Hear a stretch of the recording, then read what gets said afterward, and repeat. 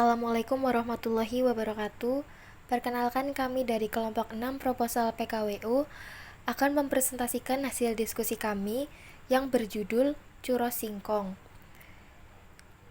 yang beranggotakan yang pertama RCMZ dengan NPM 19103030327, yang kedua Dani Maulianu Raffi dengan NPM 19103030367, yang ketiga Rifani Adelina dengan NPM 19103030313, yang keempat Sania Haniza dengan NPM 19103030021, dan yang terakhir Zalfa Azahra dengan NPM 19103030094. Di sini terdapat 8 topik pembahasan. Yang pertama peluang, yang kedua target pasar, yang ketiga sumber daya, yang keempat pesaing, yang kelima strategi, yang keenam bisnis model, yang ketujuh program kegiatan, dan yang kedelapan proyeksi keuangan. Yang pertama peluang. Kabupaten Magelang merupakan salah satu daerah penghasil singkong terbanyak. Singkong sendiri digunakan sebagai bahan baku pembuatan getuk dan potil di Magelang. Pemanfaatan dan produksi singkong terkadang tidak sesuai, yang mana produksi lebih banyak ketimbang pemanfaatannya.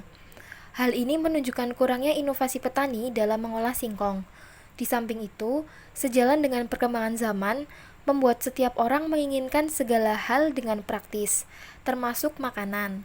Pemilihan produk makanan sendiri bukan hanya tentang kepraktisan, tetapi juga mencakup selera, rasa, dan gaya hidup keadaan yang tersedia. Kami menganggap bahwa churros singkong, makanan lezat berbahan dasar singkong, memiliki peluang yang cukup baik dan akan mendatangkan keuntungan di berbagai pihak. Lalu terdapat target pemasaran. Produk churros singkong memiliki target pemasaran khususnya kepada mahasiswa di sekitar kampus Universitas Tidar dan masyarakat umum. Pemilihan target pasar untuk jangkauan masyarakat umum dipilih berdasarkan fakta di lapangan bahwa tidak ada produk sejenis yang dijual bebas di wilayah regional Magelang. Sehingga kami berpeluang menjadi produsen churros singkong pertama di regional Magelang. Dengan mengenalkan suatu produk baru di masyarakat, akan menarik minat masyarakat untuk mencoba produk tersebut. Alasan kami menjadikan mahasiswa sekitar kampus Universitas Tidar adalah karena kami mempunyai relasi yang cukup luas yang memiliki potensi untuk memiliki produk kami.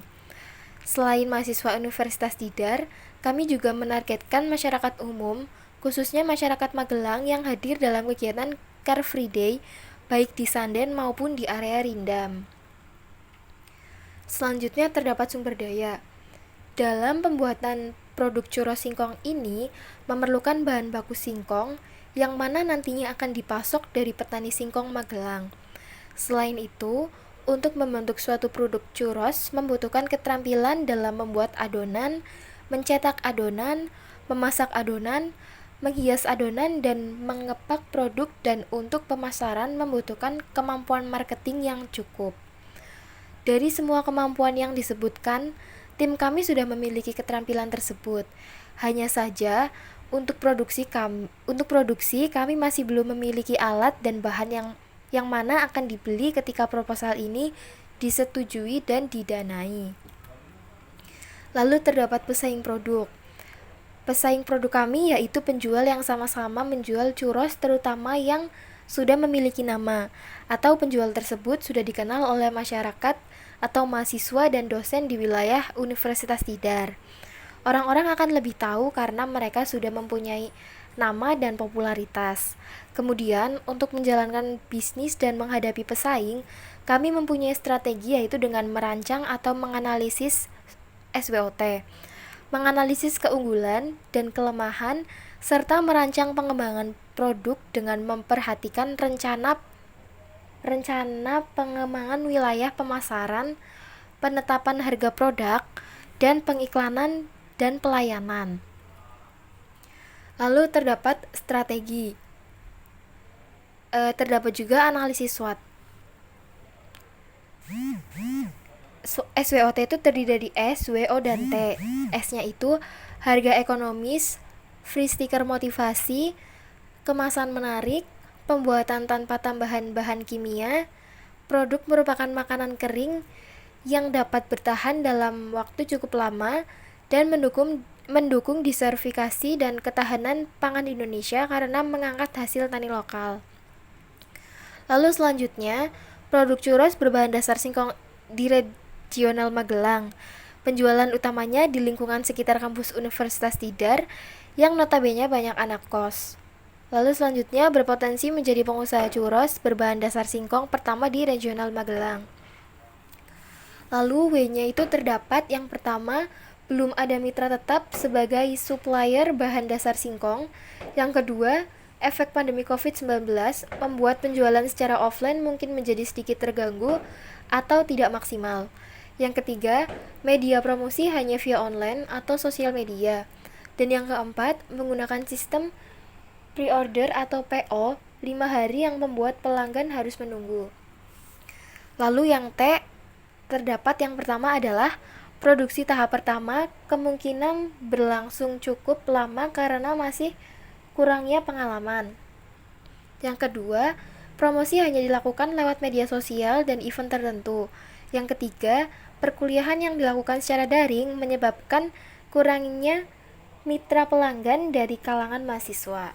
Lalu terdapat bisnis model. Yang pertama itu canvas model business, yaitu terdapat mitra utama, aktivitas utama, proposal nilai, kemitraan pelanggan, dan segmen pelanggan.